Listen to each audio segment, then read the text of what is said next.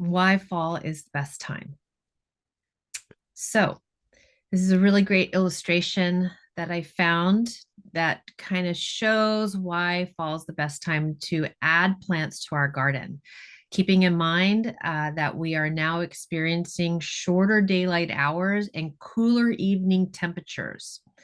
So, this gives the plants a little bit more time for those root zones to become established without the stresses of the summer heat or an extended period of dry, because we are expected to get we are expected to get rain throughout the winter months. We've already received some rain. We're getting some rain next week, which is going to be fantastic. And we're about 8 or so months until the heat of the next summer is at its peak.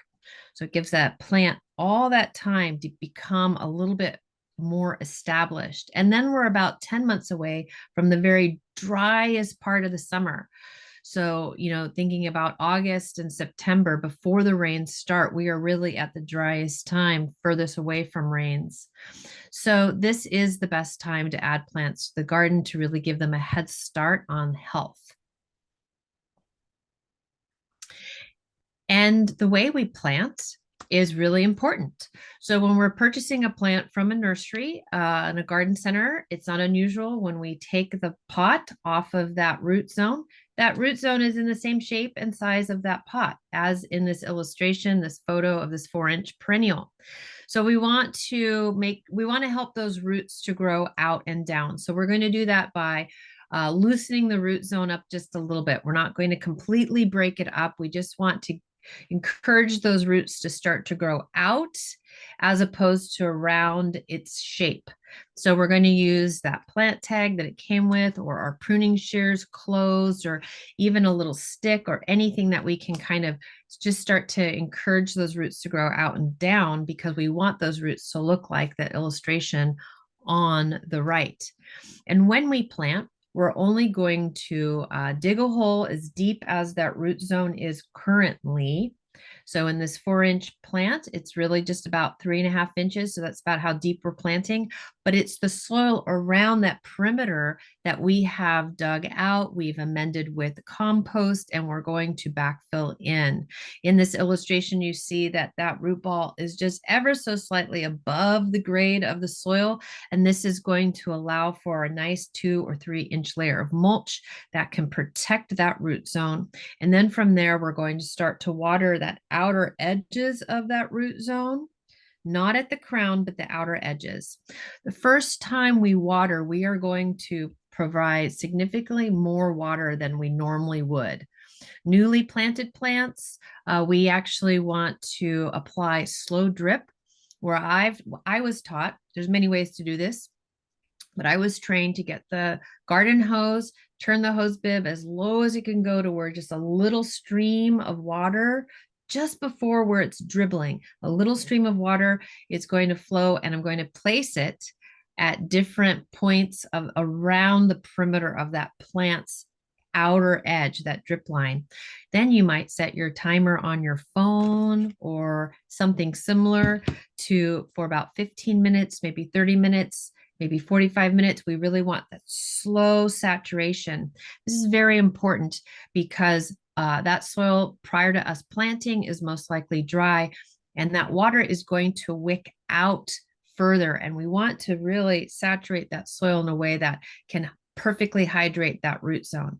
After we have hydrated it with this significant deep watering, we'll just go back to regular watering to the plant's needs as it becomes established over the year or 2 or 3 that that plant needs to be tended to. And we are going to focus on plants that are appropriate for our climate. We're going to choose California or Mediterranean native plants that adapt to our summer dry climate, because we live in a Mediterranean climate here in California that gets its precipitation during the winter months and has a very long dry summer period. We also want to notice the unique microclimates of our garden space, because since we live here throughout the San Francisco Bay Area, there are so many little microclimates, and that's going to be really important when we are choosing plants that are specific for our garden that will grow in their healthiest. They'll grow to their healthiest capacity when they're picking plants that are appropriate for our climate. So it's super important for us to do our homework. We're always going to plant the right plant in the right place. We are going to match those plants to the condition of our garden to keep them from being stressed, because stressed plants are going to be more prone to pest problems.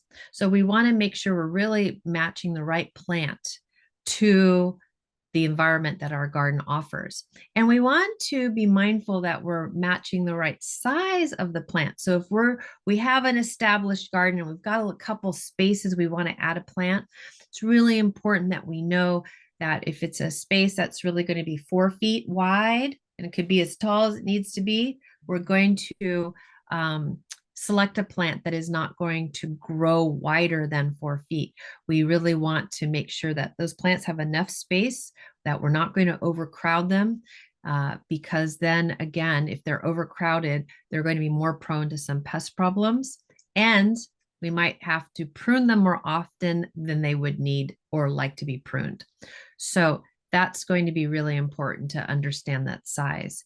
And we're going to always group plants together as their needs once established. Great time of the year to plant cold season crops. So we can go to Sloat Garden Center. You're going to see a large variety of food that's going to be ready to plant right now. That's going to be appropriate for the cooler season through the next few months of the winter and into early spring. So it's a great time to still get a lot of food going. And some of my favorite cool season crops are going to be the garlic, the onions, the shallots.